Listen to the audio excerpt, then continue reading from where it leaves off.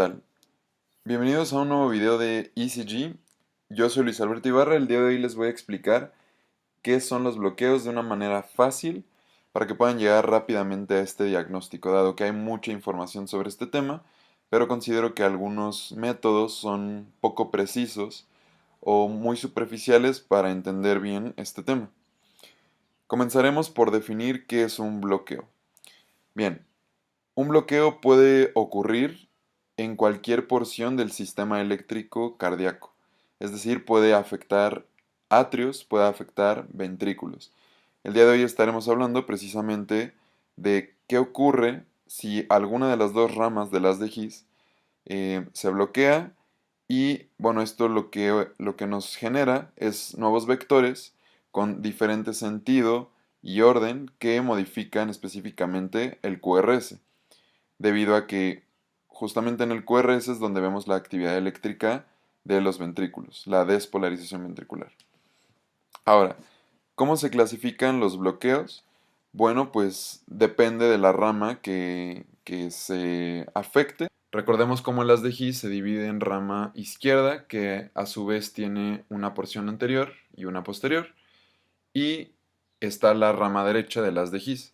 En caso que se bloquee toda una rama, les llamamos bloqueos tronculares o completos. Entonces se puede bloquear rama izquierda o rama derecha. Por su parte, si únicamente se afecta una porción de la subdivisión anterior o posterior de la rama izquierda, les llamamos bloqueos incompletos o fasciculares, dándonos bloqueos de la subdivisión anterior o posterior de la rama izquierda. Las leyes generales de los bloqueos de rama son muy importantes porque a partir de esto surgen todos nuestros diagnósticos. Recordemos un poco el complejo QRS normal que nos habla de la despolarización de los ventrículos. Su duración normal va de 1 a 2 cuadritos para quien es un poquito más visual y ya específicamente dura de 0.04 a 0.08 segundos, que es lo mismo que 40 a 80 milisegundos. Entonces, como tenemos un retraso en la conducción de estos ventrículos, un bloqueo hace que el QRS ahora sea más ancho, porque tenemos vectores nuevos, como ya habíamos comentado.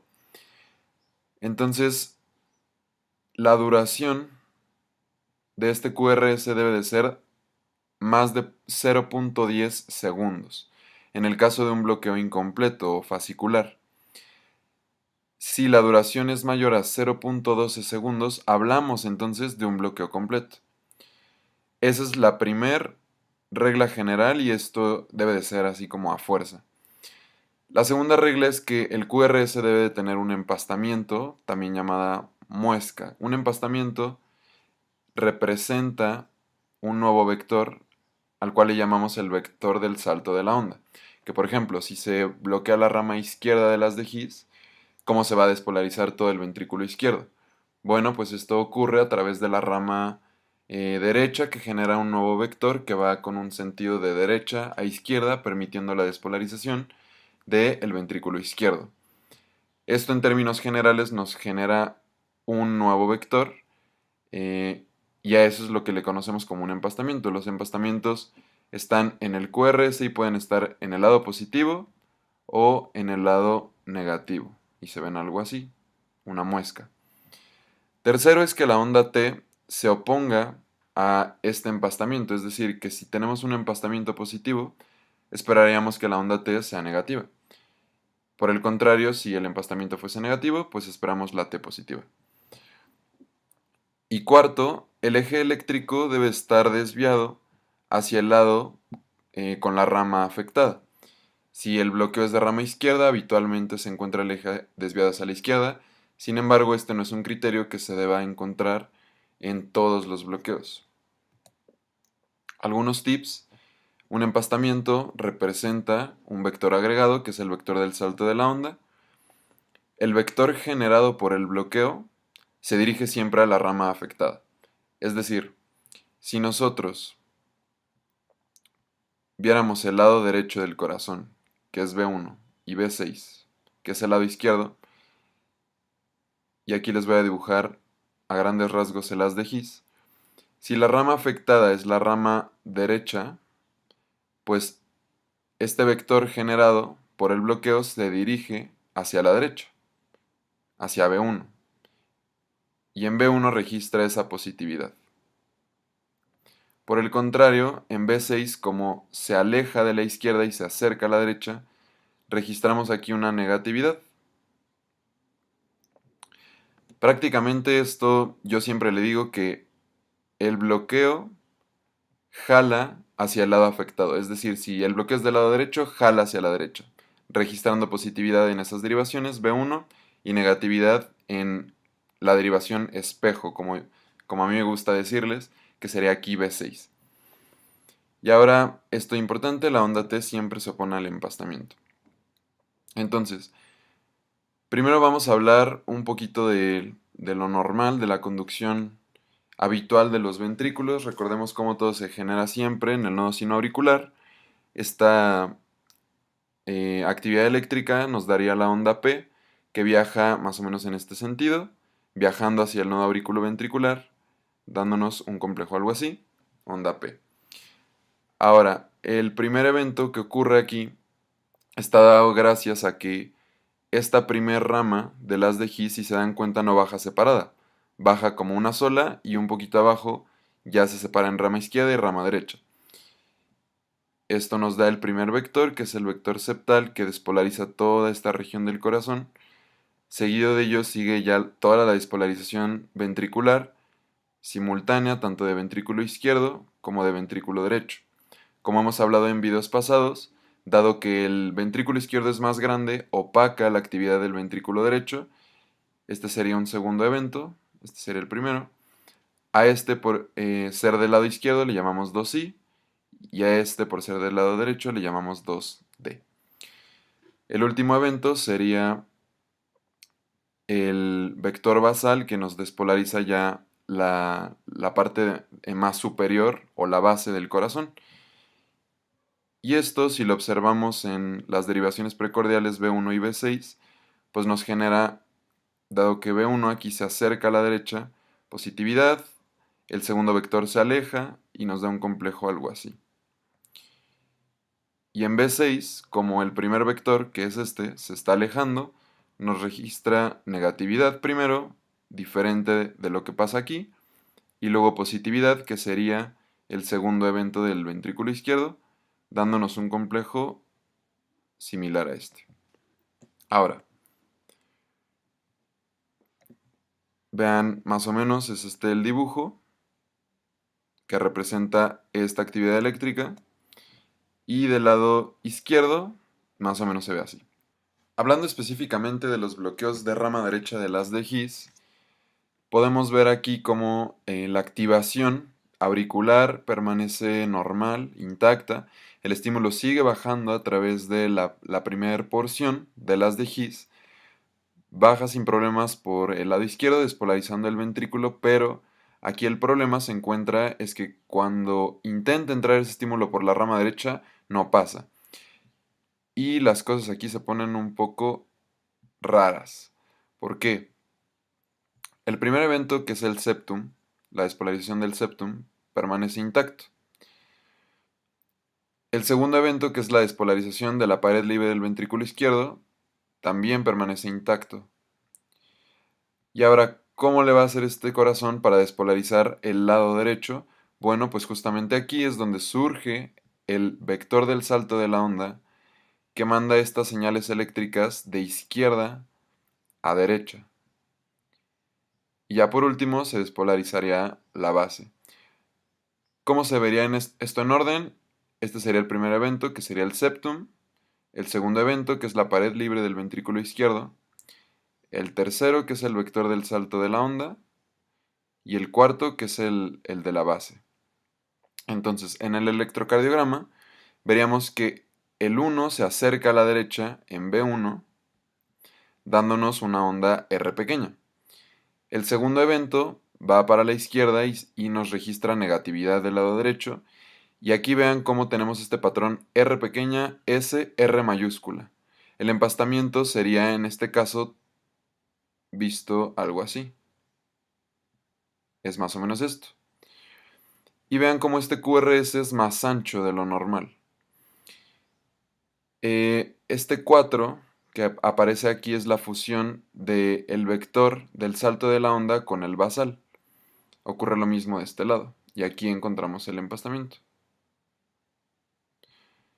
Quiero aquí también remarcar cómo la onda T se opone a esta muesca que tenemos del patrón RSR, el QRS prolongado, y esto nos habla de que se está acercando este vector al lado derecho. Por el contrario, tenemos el empastamiento negativo del lado izquierdo con la onda T que se opone, hablándonos del bloqueo de rama derecha. Hay que estar viendo nada más B1 y B6 y ver cómo en B1 el bloqueo adquiere una forma como de M, que es algo así. Y en B6 supuestamente es una W, algo así, que sería esta rama chiquita, que sería una Q, R y luego una S. Entonces esto es prácticamente como una regla mnemotécnica. ¿Qué criterios tenemos de bloqueo de rama derecha? Lo primero sería esto, un QRS ancho más de 0.12 segundos con un empastamiento y recordemos cómo lo importante es que el empastamiento tenga una onda T negativa que se opone a este. Recuerden que en B1 es donde debemos ver ese empastamiento positivo, dado que se está acercando a la derecha ese nuevo vector, que es un vector más largo, que se tarda más tiempo y por eso nos prolonga el QRS. Morfología en B1 y B2 de tipo R, S, R'. Esta sería justamente la R, la S y la segunda R. En B6 la morfología QRS, que sería como la W que acabamos de hablar, el QRS desviado a la derecha en cuanto al eje y la onda T negativa que se opone. Ahora, ¿en qué pacientes vamos a encontrar un bloqueo de rama derecha? A diferencia del bloqueo de rama izquierda, que siempre significa algo malo, el bloqueo de rama derecha puede estar en pacientes sanos y afortunadamente es el más común. Pero también podría estar presente en ciertas cardiopatías congénitas, en la hipertensión arterial, cardiopatía reumática, cor pulmonar, etc. Aquí tenemos algunos ejemplos, vamos a ir en orden con la interpretación de este electro. Podemos decir que es un ritmo sinusal, dado que tenemos ondas P antes de todos los complejos QRS, una onda P negativa en ABR, eso es normal. La frecuencia es de 300, 150, 100, 75, 60, como de 55. Eso pues está un poquito baja, pero podemos decir que todavía es normal. Ahora para la obtención del eje eléctrico nos vamos a la derivación isodifásica, que en este caso sería ABF, y la perpendicular es D1, entonces el eje está prácticamente en cero. Ahora, ya que hacemos el análisis más a fondo de cada onda, vemos como el QRS en las precordiales está un poco más prolongado de lo normal, mide aproximadamente 3 cuadritos, que son 0.12 segundos. Entonces, una vez que tenemos un QRS ancho, debemos ir a verificar que tengamos todos los criterios de bloqueo de rama. Además del QRS ancho, una onda T que se oponga al empastamiento, en este caso el eje estaba normal, no importa. Vamos a ir viendo el patrón del QRS. Podemos ver que tiene una morfología R, S, R', o justamente la M. Aquí no se cumple que en B6 veamos la W, pero no importa. Como estamos viendo este mismo patrón tanto en B1 como en B2, que todavía se alcanza a ver en B3, pues esto nos confirma que haya un bloqueo de rama derecha. Este caso es un ejemplo muy similar. Vemos el patrón RSR. A esto también le han llamado algunos como orejas de conejo o cabeza de Bart Simpson, como lo quieran ver. Pero el objetivo de esto es que vean siempre la muesca, el QRS ensanchado y la onda T que se oponga al empastamiento. Como estamos viendo aquí que tenemos el empastamiento positivo, eso quiere decir que en B1 estamos teniendo un vector nuevo que se acerca al lado derecho. Por último, aquí vemos este mismo patrón RSR. QRS prolongado y la onda T que se opone al empastamiento. Ya para terminar, vamos a hablar sobre los bloqueos de rama izquierda de las de His. Esto sí cambia bastante a diferencia del bloqueo de rama derecha. Los vectores llevan completamente un orden diferente. El primer vector es el único que queda más o menos igual, pero el septum se está despolarizando en dos fases. La primera fase baja por la rama derecha y genera un vector que tiene este sentido. Previamente teníamos un vector que se originaba algo así, de aquí hacia acá. Seguido de ello tendríamos el vector del salto de la onda una vez que ya se despolarizó el lado derecho. Este nuevo vector del salto cruza la barrera eléctrica intraseptal llevando la actividad eléctrica del ventrículo derecho al ventrículo izquierdo, es decir, de derecha a izquierda. Por último está el vector de los 2/3 superiores de la masa septal izquierda. Y finalmente se despolariza ya todo el ventrículo izquierdo. Este sería el vector de la pared libre del ventrículo izquierdo. Dicho de una manera un poquito más sencilla, aquí lo que está ocurriendo es que tenemos este nuevo vector, que es el vector del salto de la onda, que despolariza el ventrículo izquierdo, pero ahora va de derecha a izquierda. Esto lo que nos genera en B6, dado que tenemos un nuevo vector que se acerca a la izquierda, nos genera un vector positivo, una muesca o empastamiento positivo, em, y una onda T que se opone a esta actividad. Por su parte, en B1, como este vector se aleja de la derecha, registramos aquí negatividad y el empastamiento que estaría aquí, y la onda T que se opone a ese empastamiento. Ahora, aquí quiero remarcar que una hipertrofia, que ya hablamos de ella en videos pasados, lo que hace es que el QRS lo crece en voltaje. En B1, por ejemplo, si fuera un crecimiento ventricular derecho, pues encontraríamos ondas R muy grandes y S profundas en B6. Lo que quiero remarcar aquí es que en los bloqueos, en realidad lo que se prolonga es el tiempo. ¿Por qué? Porque tenemos un nuevo vector justamente que dura más, o sea, que nos termina haciendo que el complejo eh, tarde más tiempo en llevar el estímulo, dado que esta rama no funciona. Esto es únicamente para hacer un poquito más gráfico el concepto, que en B1 vamos a encontrar una W que se parece a esta de aquí, y en B6 encontraríamos una forma ahora de M, diferente a lo que encontrábamos en el bloqueo de rama derecha. Los criterios son estos, se los dejo aquí, ya no los voy a leer dado que son muy similares a los bloqueos de rama derecha. Aquí las causas, recordemos que un bloqueo de rama izquierda siempre es patológico y quiero resaltar que un bloqueo de rama izquierda de nueva aparición es igual a un infarto agudo al miocardio. Un infarto no siempre se caracteriza por presentar una elevación del segmento ST, sino también puede aparecer como un bloqueo de rama izquierda nuevo. Algunas otras causas es la hipertrofia del ventrículo izquierdo, dilatación o una fibrosis miocárdica.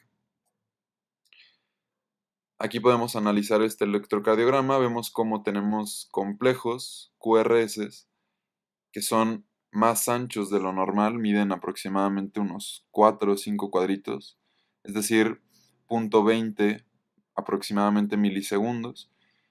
Entonces, tendríamos que irnos a las derivaciones precordiales, que son las mejores para ver los bloqueos e hipertrofias, y darnos cuenta cómo tenemos un aumento tanto en voltaje como en tiempo. Como les mencioné previamente, eso no los debe de confundir con una hipertrofia, porque la hipertrofia no prolonga en tiempo, solo en voltaje. Vemos aquí un pequeño empastamiento, una onda T que se opone a este empastamiento,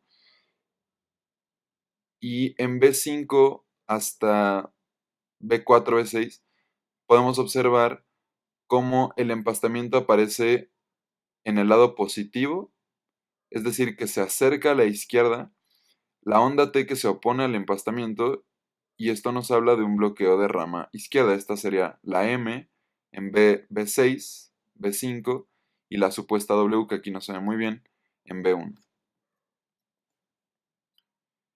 Esto es lo mismo, en B5, B6 encontramos ese empastamiento. Aquí, por ejemplo, no se cumple que la onda T se oponga, pero bueno, si observamos B1, B2, B3, vemos una imagen en espejo de este empastamiento y eso es lo que nos termina confirmando el diagnóstico. Ya para terminar, les junto esta mnemotecnia, que es William Marrow, para que se acuerden un poco más fácil de los bloqueos. Del lado derecho de la mnemotecnia se encontraría los criterios de bloqueo de rama derecha. Esto sería B1 y B6. Es decir, que en B1 vamos a encontrar en el bloqueo de rama derecha una M, RSR, y una forma de W en B6, que sería esta de aquí. Entonces es Marrow. Y del lado izquierdo de la mnemotecnia encontramos el bloqueo de rama izquierda, una W en B1, que sería esta de aquí, y una M en B6, que sería esta de acá. Ya por último, les dejo aquí un algoritmo como a manera de resumen, que si encontramos un QRS más ancho de lo normal, recuerden que esto va de 0.04 a 0.08. Si ya es mayor a 0.10, podemos pensar en un hemibloqueo, del cual no vamos a hablar mucho ahorita. Y si mide más de 0.12, nos habla de un bloqueo de rama o troncular.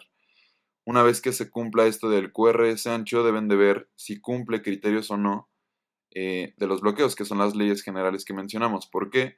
Porque hay otras causas en las cuales el QRS puede hacerse más ancho. Por ejemplo, lo que les pongo aquí, esta sería un ejemplo de una taquicardia ventricular y no precisamente cumple las leyes generales de un bloqueo. Entonces, una vez que sí las cumpla y tengan el QRS ancho, observen B1 y B6 y vean que les cumpla los criterios. Por ejemplo, si es un bloqueo de rama derecha, esperamos en B1 ver el patrón RSR, que es algo así, y en B6, pues la W, ¿no? Que sería algo así. O QRS, tal cual. Y el bloqueo de rama izquierda, W en B1, M en B6. Bien, eso ha sido todo por hoy. Este video fue un poquito más largo que los otros. Espero les haya quedado bastante claro. Cualquier duda, déjenla en los comentarios. Gracias.